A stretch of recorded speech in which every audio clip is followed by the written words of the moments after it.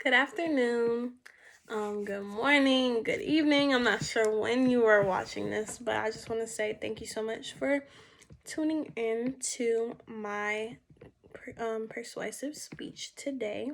My name is Lydia Idassi, and I just want you, as the audience, I want you to close your eyes, and I want you to think about this one question.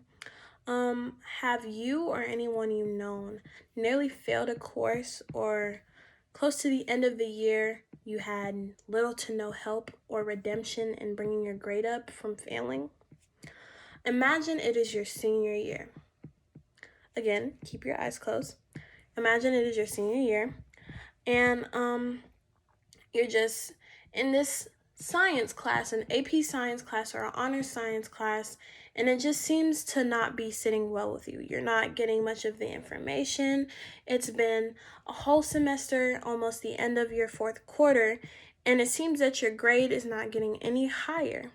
It seems that you're not getting any more B's or A's on your tests and quizzes. It seems like you're failing every single one, and your teacher is giving you little to no redemption or extra work or extra guidance in how you can bring your grade up before the end of the quarter. You are a senior and you're thinking, well, what if I'm not able to graduate with my friends? What if I'm not able to walk across that stage or participate in any of the festivities like prom and senior skip day and senior superlatives and things like that? Like, hopefully those things are not hindered, but it turns out that you hear from your teacher that if you do not bring this grade up, you will have to repeat this whole grade over just because of this one class. Do you feel like this is fair? Do you feel like your senior year or getting to walk across that stage and have these last moments with your friends should be robbed from you because of one failing grade? Now you can open your eyes. So today I want to address why any of us could go through any of these situations of failing grades and not being able to pass or having to repeat a grade. This is something that anybody can lose their diploma or getting to move on with their life after high school because of repeating grades. In certain schools do this without having any implementations from teachers or parents on ways students can bring their grades up. And I feel like this should not be an option for students. This should be something that should be the last resort. Something that drastic should be taken only if measures such as tutoring, such as extra help, extra credit are not able to help this person's grade. So instead of having to flunk a grade or repeat a grade, parental and teacher involvement should be what should solve this issue before it comes too big to handle. So I want this speech today to address these issues on repeating a grade, and also how we as students, parents, and teachers can intervene before it becomes such a big problem and before it's too late to fix. So, the problem in schools is that they are targeting those who are less educated, minority, and poverty stricken when it comes to stats. According to the Child Trends and children who are bound to repeat a grade, it says that kids in households that are less educated tend to get held back more than those who have a bachelor degree or higher. This is meaning students whose parents have went to college or have went on to get a graduate or a doctorate degree. Those are parents who are less targeted to have their student repeat a grade. So parents who have a high school have a high school graduation rate or lower, those are the ones that are targeted to have their students be repeated in a grade or held back. So it is seen that minority students also that are of Hispanic descent are compared to white students that are more likely to be held back than those white students. And it shows how those poverty-stricken areas, those people who are having a degree lower than a bachelor's are those of minority, and they are not taking into consideration that these people probably do not have the resources to get their students extra tutors, after school help, or after school programs to bring their grades up. They don't have those resources such as money to do that. So those families are the ones that are targeted the most because of money, hierarchy, social economic statuses. Those are the ones that are being targeted.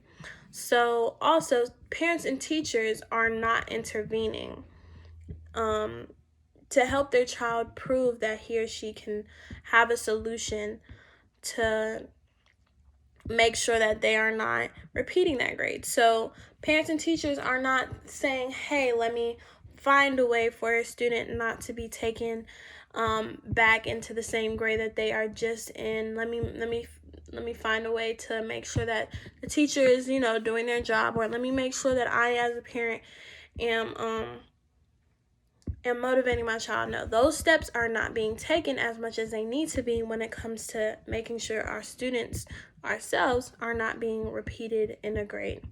So the importance of this is to give students a chance to redeem their GPA or grades and boost their classroom performance. This can also decrease high school dropout rates, and it can also decrease racial differences in education. And when I say this, I'm saying when you are looking at schools that are majority whites and majority minorities, there's not going to be this gap where the places that get the most funding and most they have more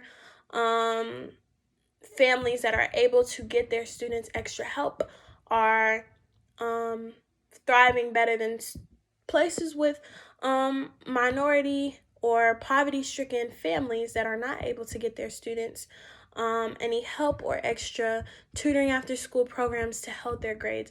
This can be stopped when parental and teacher involvement is utilized at the same rate as it is in other schools that are more capable of financially providing for their students. So this can all be done as long as we are just, as parents and teachers and students, being more involved and putting in more effort. So the first solution that I have is that parental intervention. Once again, I will say this over and over again.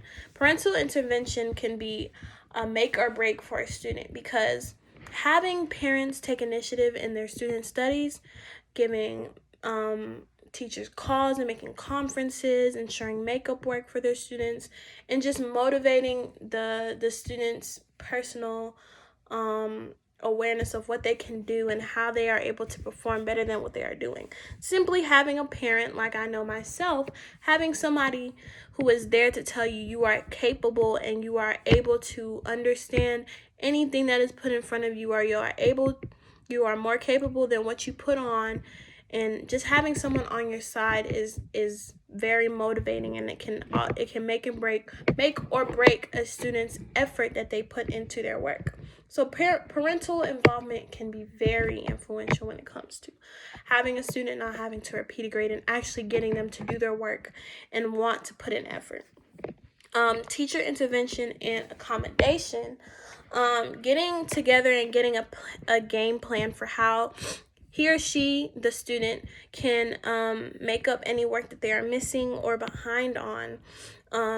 Maybe staying after school, coming in early for school, getting extra credit work or essays, or even implementing a Saturday school session where that student can come in on the weekend and do work or do any service learning projects to boost their grade or their involvement in the class, to just make sure that they are not in the same boat that they were before, moving them forward to not having to repeat that same class or repeat that grade.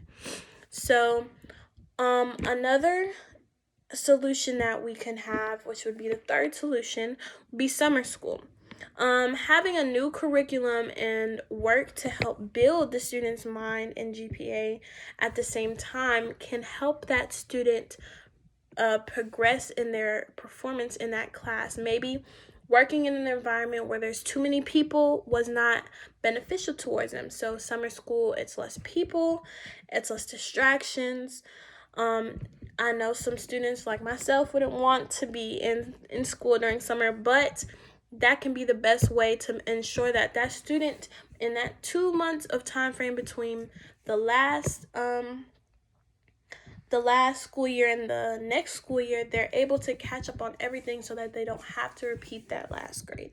They can go straight into the grade that they were meant to go in, or they're able to graduate. They can still walk in spring, but they're able to get what they didn't do in that semester done for, so that they are actually graduating and don't have to repeat their senior year or their junior year or their sophomore year. So this can all be done through initiative. Initiative is the main focus of this speech of how students are able not to have to repeat a grade. Initiative and effort. If as a student you feel like you need to do better, or if you talk to yourself, or you talk to your professors or teachers, or you talk to your parents, coming together as a collective and putting in work as a group, as people who want to see you do better, it can always find a way to bring you into a place where you are able to flourish instead of decline like you were before.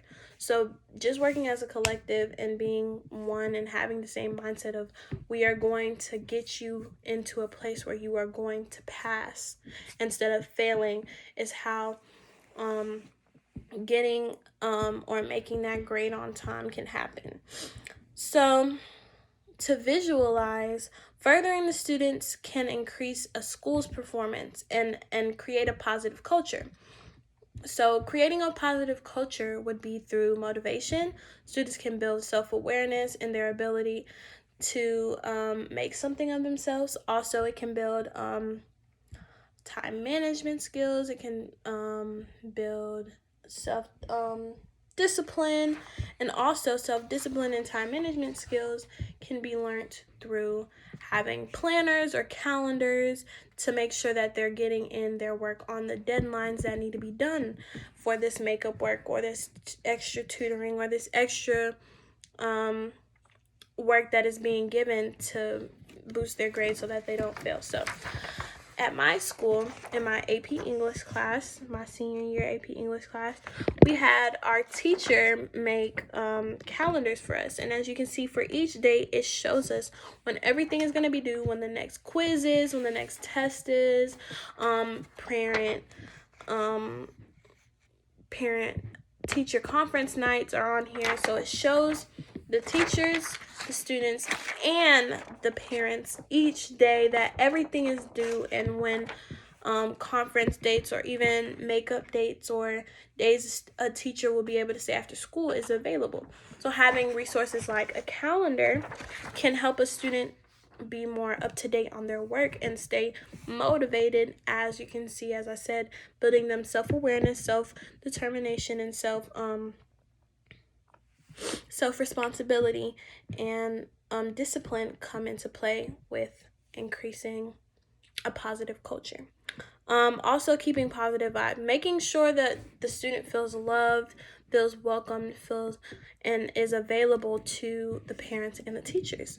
Having somebody there for you can help a person feel like they are able to get something done. If you feel like you're alone, if you feel like you have no help, most of the time you're going to self-sabotage. So having self-sabotage and not having or feeling like you're lonely and you have no one there, it's not going to further you. So just having people who make you feel welcome, loved, and available can be a make or break for building a positive culture in the student's life when it comes to being a better student and furthering themselves in that grade. This can also backfire. Some students may not receive the same support at home. They may not have adequate learning materials. Like I said, some people who are poverty stricken or of minority descent that don't have as much resources as some of the people who are more wealthy or in different social classes have more resources. So people of poverty stricken areas and poverty stricken families are not able to have adequate learning materials, or they don't have that interest or have that background of interest in learning or furthering their education. However, the steps above, like initiative, building a positive culture, self-awareness, ability, and just having a good support system is a way to end all that. So yes, you may not have all the resources, but you might have people who can get you those resources. You might have connections that can tell you about somebody who can get you those resources. So following the steps above about just having initiative and effort can counteract the adequate learning material or the not enough money or the not enough support. All that can be taken away if you put in the effort and you find ways to get those resources. This can also help to make them or make anyone feel less stressed if they are given the opportunity. If you're not given the opportunity and you're automatically told that, oh, you have to do this, you have to repeat this grade, you're not capable, you're not capable to do this, you're not capable to do that, that's just going to make the person feel like, well, I'm not able to do this, so I can't move on to the next grade. Well, I might as well give up on myself. Just giving them an opportunity to be motivated and the right amount of support can make or break a person's willingness to be more than what they have been.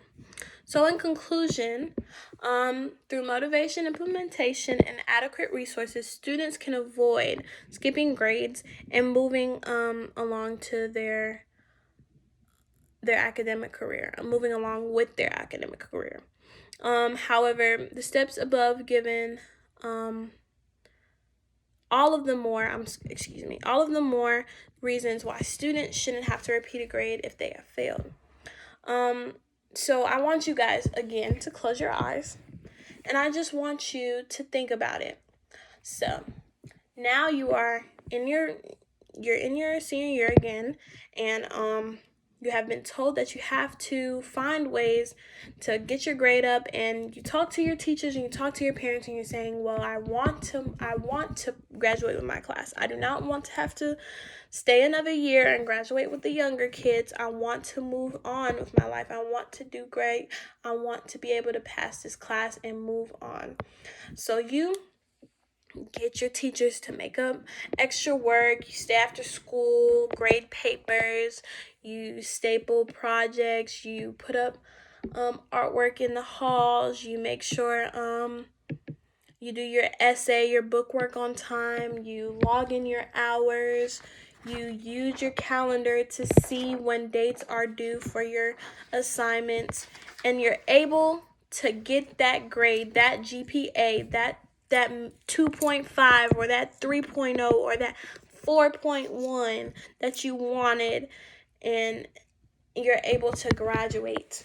And now you're able to graduate with those friends and those people that you needed, that you wanted to in the first place, and you're able to walk across that stage due to the steps that we applied above. Now open your eyes. I want you to think about your education. Would you want all hope to be given up on you after the work, the dedication, and the money that you have put in? I think we should stop grade repeats, and this is why. Thank you so much, and I hope that you enjoyed my speech and you learned a lot about grade repeating, and how we can end it and do better with implementing motivation, adequate learning materials, and adequate resources for students.